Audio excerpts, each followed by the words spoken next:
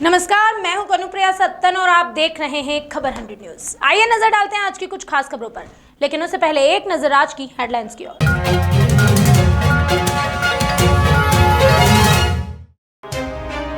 इंदौर में नाबालिग का अपहरण कर किया दुष्कर्म, पुलिस ने आरोपियों को किया गिरफ्तार। मध्य प्रदेश में ठंड का कहर जारी, खजुराहो में दर्ज हुआ सबसे कम तापमान। ट्रांसफार्मर दे रहे हैं राहगीरों को मौत की दावत, राहगीरों में डर का माहौल, जिम्मेदार मौन। और ड्रग्स के खिलाफ एक्शन मोड में दिखाई दी इंदौर पुलिस, ड्रग्स पेडलर्स ने युवाओं को लगाई है नशे की लत।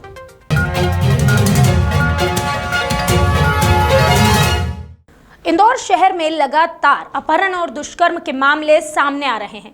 ताजा मामला है विजयनगर थाने का, जहां नाबालिग लड़की का अपहरण कर उसके साथ दुष्कर्म किया गया। दरअसल बच्ची के परिजनों को उसके गायब होने का पता चला तो परिवार ने विजयनगर पुलिस को इस पूरे मामले की जानकारी दी। वहीं घटना का पता चलने पर पुलिस ने बच्ची को ढूंढकर निकाला और आरोपी को गिरफ्तार कर मामला दर्ज कर लिया। इस मामले को लेकर एडिशनल एसपी राजेश रघुवंशी ने बताया कि मेडिकल और जांच पड़ताल में पता चला है कि नाबालिग के साथ दुष्कर्म भी किया गया। पुलिस ने आरोपी को गिरफ्तार कर लिया है और अपहरण और दुष्कर्म का मामला भी दर्ज किया है। कल शाम को एक बालिका के परिजन थाना पहुंचे थे, जहां पर कि उन्होंने अपनी बच्ची की गुमने की रिपोर्ट लिखाई थी। पुलिस ने रात में ही तत्परता से कार्रवाई करते हुए बच्ची एक वहां पर घर के पास में ही एक परिचित था, वहां पर लड़की मिली, तो पुलिस ने उसके बाद लड़की को बरामद करके और एक प्रकरण पंजीबद्ध किया है, जिसमें आरोपी को गिरफ्तार भी कर लिया है और उसमें पुलिस आगे कार्रवाई कर रही है। सर, किन धाराओं में मामला दर्ज किया, क्या घटना थी? पुलिस ने जो बच्ची है उसके परिजनों की रिपोर्ट पर उसका अपहरण और उसके साथ बलात्कार की धाराओं का समावेश किया है और इसमें आरोपी को गिरफ्तार भी कर लिया गया। कितनी बड़ी बच्ची थी और कब की घटना है? ये कल शाम को बालिका के परिजन आए थे और बच्ची की उम्र लगभग 14 साल बताई है। मध्य प्रदेश की राजधानी भोपाल सहित पूरे प्रदेश में ठंड बढ़ती जा रही है। मौसम वैज्ञानिक जीडी मिश्रा की अगर माने तो मध्य प्रदेश में भीषण ठंड है। 3 डिग्री तापमान के साथ सबसे कम जो तापमान मापा गया है वो है खजुराहो का। भोपाल में 8.2 डिग्री का तापमान है। वहीं पूरे अगर प्रदेश की बात करें तो प्रदेश में न्यूनतम तापमान भी कम है और अधिकतम तापमान भी कम है। 2-3 दिन तक पूरे प्रदेश में किसी भी प्रकार की कोई राहत मिलने की संभावना नहीं है, इसलिए सावधानियों के साथ ही बाहर निकलें।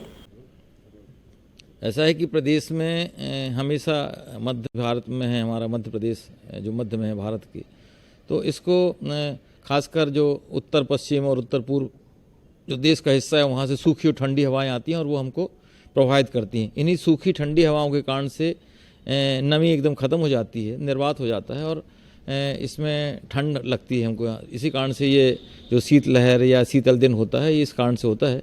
और अभी फ़िलहाल आज की हम बात करें तो जो पश्चिमी मध्य प्रदेश ज़्यादा प्रभावित होगा इनसे, और पूर्वी मध्य प्रदेश में खासकर जबलपुर संभाग में उमरिया जिला है और ये जो शहडोल संभाग का जिला का है बालाघाट, तो यहाँ पे थोड़ा सा बादलों की स्थिति निर्मित होगी तो टेम्परेचर में जो गिरावट का सिलसिला है वो कम हो जाएगा। बाकी पूरे प्रदेश की स्थिति यथावत बनी रहेगी और लगातार ये ऐसे 2-3 दिन करीब अभी करीब 2 तारीख तक ठंड में बहुत ज़्यादा राहत प्रदेश को नहीं मिलने वाली है। कितना तापमान चल रहा है अभी? न्यूनतम कहाँ? देखिए न्यूनतम 3 डिग्री खजुराहो हो गया, मैंने आपको बताया, और पूरा जो खासकर ग्वालियर चंबल का जो क्षेत्र है यहाँ भी टेम्परेचर 5 से 6 के आसपास 4 डिग्री है और भोपाल में 8.2 है। अभी हवा चल रही करीब 8 से 10 किलोमीटर रफ्तार से, तो ये हवाएं चुभती हैं और सूखी हैं, इसलिए लोगों को कानों में ज़्यादा तकलीफ होती है। तो सुरक्षा रखना चाहिए, इसमें लोगों को बचना चाहिए। समय है, निकल जाएगा, फिर अच्छा समय आएगा, थोड़ा तापमान बढ़ेगा धीरे धीरे, लेकिन 2-3 तारीख तक प्रदेश में बहुत ज़्यादा राहत नहीं है। मास्क लगा के ही निकलें, ये मेरा पुनः आप सबसे अनुरोध है। कुशीनगर में कसिया रामकोला रोड पर सेंट्रल बैंक के पास लगे 63 केवी ट्रांसफार्मर राहगीरों को मौत की दावत दे रहे हैं। इसके चलते राहगीरों में डर का माहौल बना हुआ है, लेकिन बावजूद इसके बिजली विभाग के कर्मचारी और अधिकारी चुप्पी साधे बैठे हुए हैं। इससे साफ पता चलता है कि कोई जिए या मरे, बिजली विभाग को किसी से कोई लेना देना नहीं है और उन्हें कोई फर्क नहीं पड़ने वाला। अब देखना तो ये होगा कि विद्युत विभाग किस प्रकार से ट्रांसफार्मर को सही करवाता है। इंदौर पुलिस ड्रग्स के खिलाफ एक बड़ा अभियान चला रही है। पुलिस की कार्यवाही के दौरान सामने आया कि ड्रग्स पेडलर्स ने युवाओं को नशे का आदी बना दिया है। युवाओं को नशे की लत लग चुकी है। इसी को ध्यान में रखते हुए इंदौर पुलिस ने ऐसे लोगों को थाना स्तर पर चयनित किया और नशा मुक्ति केंद्र भिजवाया ताकि वह नशे की दुनिया से बाहर आ सके। इंदौर डीआईजी हरिनारायण चारी मिश्र के अनुसार ड्रग्स पेडलर्स के खिलाफ पुलिस लगातार कार्यवाही कर रही है। पूरे मामले में हम जानते हैं कि ड्रग के शुरू से ही पुलिस की रणनीति रही कि जिन लोगों ने बेचा, जिन लोगों ने पहुंचाया, जिन लोगों ने इन्हें स्ट्रैप करके इस दुष्चक्र में फंसाया, उनके विरुद्ध तो पुलिस कड़ी कार्रवाई करेगी। लेकिन जो लोग शिकार हुए हैं, पुलिस उन्हें पीड़ित के रूप में देखेगी। उनके विरुद्ध कार्रवाई इसलिए नहीं करेगी कि लोग खुलकर सामने आए, जानकारी दें और इससे भागे नहीं, इन चीज़ों को छुपाएं नहीं। अगर कोई समस्या आ चुकी है तो उसको बहादुरी से उस चुनौती को स्वीकार करें, पुलिस को बताएं और एक वैज्ञानिक तरीके से नशा मुक्ति केंद्र के माध्यम से उसे निकलने का प्रयास करें। पुलिस आपकी मदद करेगी। लेकिन अगर कोई भी व्यक्ति आपकी जानकारी में है जो इस तरह का इस दुष्चक्र को, इस जाल को फैलाता है, इसको फैलाने में मददगार है, पहले कभी से जुड़ा रहा है और इस तरह की गतिविधियों के पीछे उसका हाथ है, अब पुलिस को जानकारी दें, पुलिस इसमें सख्त कदम सुनिश्चित करेगी। गुरुवार को ग्वालियर शहर के दानाओली क्षेत्र में बदमाशों और पुलिस के बीच मुठभेड़ हुई। इस दौरान पुलिस ने बदमाशों को पकड़ने के लिए आंसू गैस का भी उपयोग किया। इस कार्यवाही के तहत पुलिस ने 4 बदमाशों को मुठभेड़ के बाद दबोच लिया। पुलिस ने बदमाशों के पास से भारी संख्या में अवैध हथियार, कारतूस बरामद किए। पुलिस से मिली जानकारी के अनुसार सूचना मिली थी कि विष्णु वाल्मीकि के घर में बदमाश छिपे हुए हैं। झांसी पुलिस ने जैसे ही विष्णु वाल्मीकि के घर पर छापा मारा तो एक बदमाश गेट पर ही पुलिस के हाथों लग गया। इसके बाद एक बदमाश को और दबोच लिया गया। वहीं मकान के अंदर 2 बदमाश रह गए जिन्होंने पुलिस पर हमला कर दिया। इसी के चलते बदमाशों और पुलिस के बीच मुठभेड़ हुई।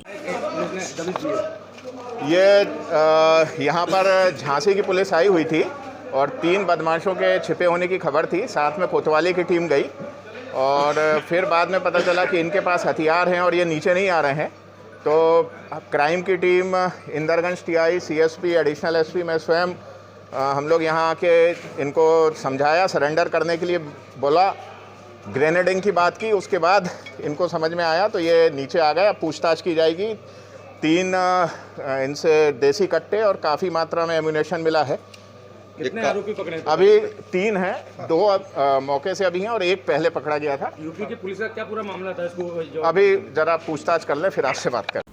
अभी के लिए बस इतना ही। बाकी खबरों का सिलसिला लगातार रहेगा जारी। जुड़े रहिए खबर 100 न्यूज़ के साथ। जनता की बुलंद आवाज़।